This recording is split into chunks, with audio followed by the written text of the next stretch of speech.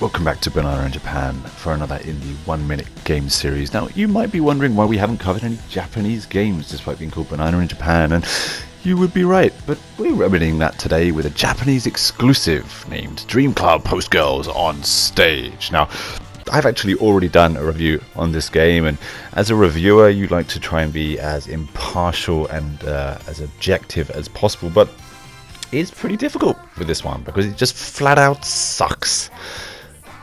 I just don't like what the developers chose as dance moves. They dance worse than I sound. I would have just gone home. I would have told my boss, I quit, I'm done, I'm out of here.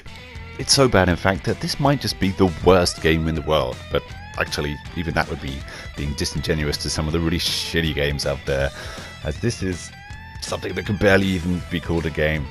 It's like this game picked up the encyclopedia of all bad games and they just totally took a dump in it.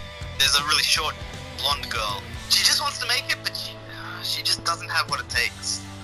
Okay, you say. He's had his fun now, but what is the game? And the game is girls dressed up in maid costumes. They stand in certain positions and they sing to you in a movie. You can change the clothes, you can change their positions, and you can change who is singing, despite the fact that it might only be one, but they're still all holding microphones. The one extra thing that this game does allow is the purchase of DLC. 108 costumes to be exact, at 500 yen a pop.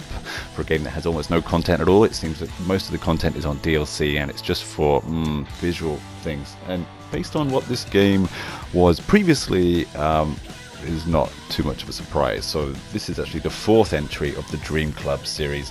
It was on the Xbox 360, PS3, PSP and Vita. I think almost exclusively in Japan, and they were dating games. Leave it up to you to decide what happened in those games.